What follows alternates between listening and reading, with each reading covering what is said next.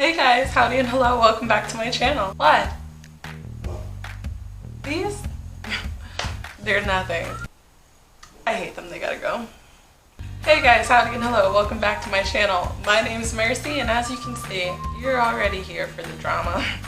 And I wouldn't call those bangs tea, but they were definitely something to look at, am I right? Listen, look, we've been friends for about a month now. I think it's time that we talked to each other about alternate realities and Earth 1. First, I will remind you that our last review was The Chemist by Stephanie Meyer. Conspiracy and paranoia at its best. I think you've been prepped enough. You're welcome. One Past Midnight is a standalone book by Jessica Shirvington. You know, the Jessica Shirvington, wife of former Olympic sprinter Matt Shirvington. I'm just kidding, I don't know who that is. He's Australian though, so he's got that going for him. Hands down the best accent. Anyway, it's a standalone, but I've also discovered that in Australia, or on Jessica Shirvington's website, the book is called Between the Lives. I don't like that. I wouldn't have picked it up. I'm gonna be completely honest. If I saw this book and it was called Between the Lives, as opposed to One Past Midnight, I can't say that we'd be here together right now. Sorry, ever since I mentioned Australia, I've been thinking about H2 Ocean and the Boston mermaids turned witches, turned vampires, turned hybrids that rock my world. Phoebe Tonkin is my queen. Come on, this is my adventure. This is my fantasy. It's all about living in the ocean, being wild and free. 'Cause I'm no ordinary girl.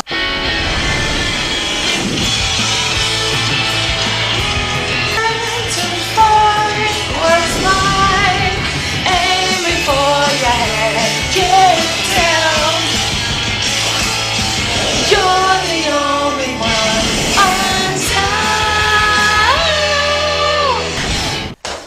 Australian theme songs, man. They know what they're doing.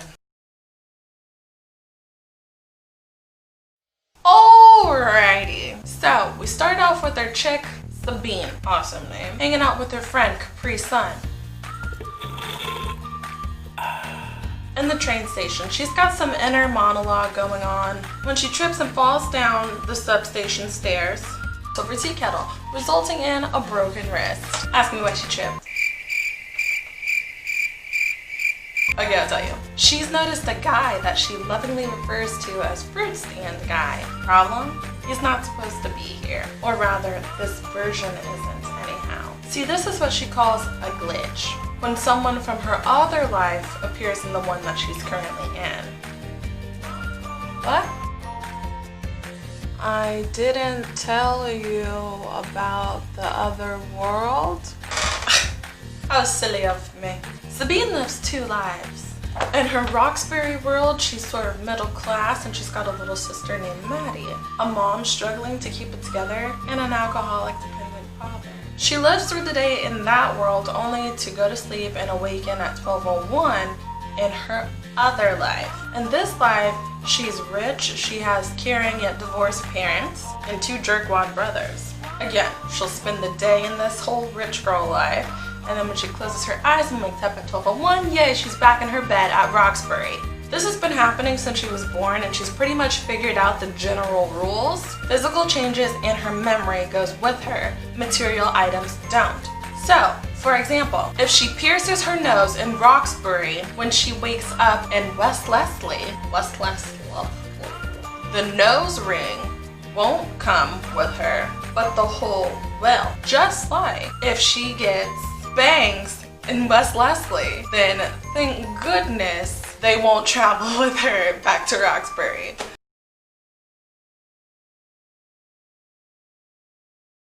But she goes on living her life sad and alone because she can't tell anybody, except after her 18th birthday, when she's broken her wrist, when she wakes up in her West Leslie life, she realizes that her arm isn't broken.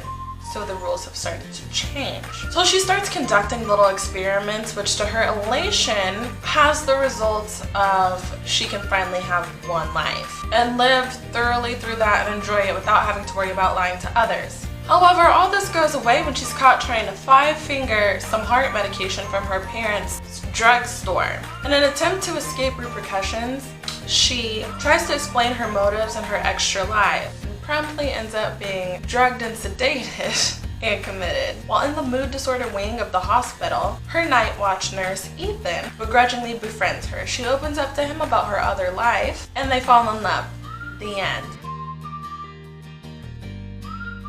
Angus and Davis. Friends of Capri's son and Sabine. Angus is Capri's on-again, off-again boyfriend, and Davis is the rando that has a crush on Sabine that's unrequited. From what's mentioned of Angus, he seems pretty cool. Not Davis though. He's just a salty snitch, and you know what happens to snitches. I really can't believe he told on her like that just because she didn't like him. Capri! Sabine's Roxbury best friend, and as far as I'm concerned, her only real one. She doesn't ever judge Sabine, even when she's acting sketchy. Although she does have her moments where she can be a total turd, e.g. when Sabine fell down the subway stairs and Capri started laughing, or the fact that she's always trying to push gross Davis on to Sabine. She's a true friend. You're a true friend. You're here till the end. You're a true friend. And ultimately, who Sabine trusts most in the world to take care of Maddie once Sabine has left the chat. Maddie, the Roxbury sibling. Am I saying these words right? Roxbury, West Leslie, Leslie. She's really young if I'm commemorating. Why can't I talk? If I'm remembering correctly, she's about 7 to 10 age range, and she absolutely idolizes Beanie. Ooh. Recent got me. In her eyes, Sabine can do no wrong, and really Maddie and Capri are the only things that keep Sabine even considering things for her Roxbury life. Lucas, moving into the rich waters, it's time to talk Wellesley. Wellesley.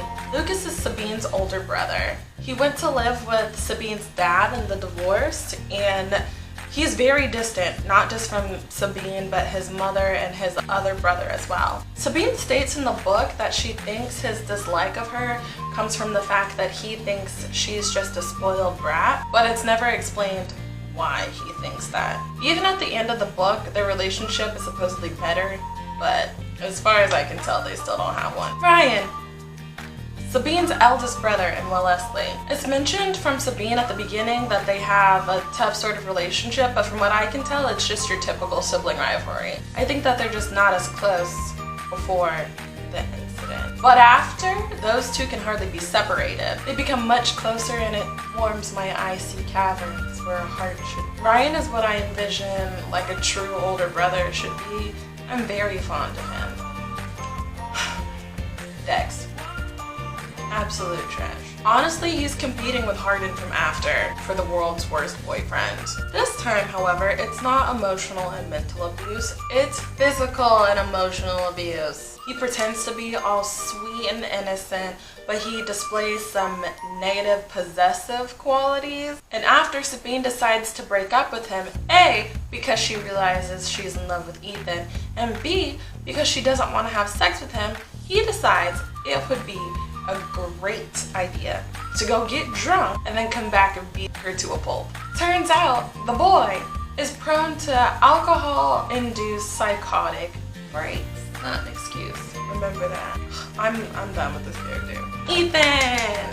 Ethan meets Sabine at her parents' drugstore in Roxbury. He's broody and judgy and immediately disliked by Sabine. But he's a hottie, and he gets a pass. He's the first one to discover Sabine's supposed suicide plot, and he's very upset with her. For whatever reason though, Sabine feels like this is the one person that I want to know about everything going on in both of my lives, and if I can make him believe that this is happening and I'm not a nutcase, then I'll be fine with whatever happens to me.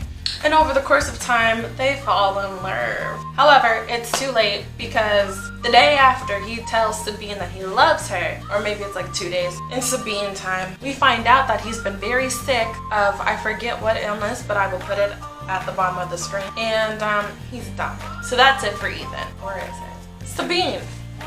Honestly, the poor girl. Can you even imagine? No, you can't, because your brain would explode. Kid just wants to live a life and not have to keep lying to people. There's this one part where she's celebrating her birthday, so she's awake at midnight during the shift. Before she shifts, her boyfriend catches her while she's trying to hide so she has some privacy while she shifts. He starts kissing her face, right? Which, first of all, if you have to count while somebody's kissing you and also you can't make it past 8 seconds, like, it's a wrap. Like, just break up with him. So he's kissing her. She shifts, okay? So she spends a whole day in a whole nother life only to wake up again the next day, technically, to this boy kissing her face. Like, how disorienting.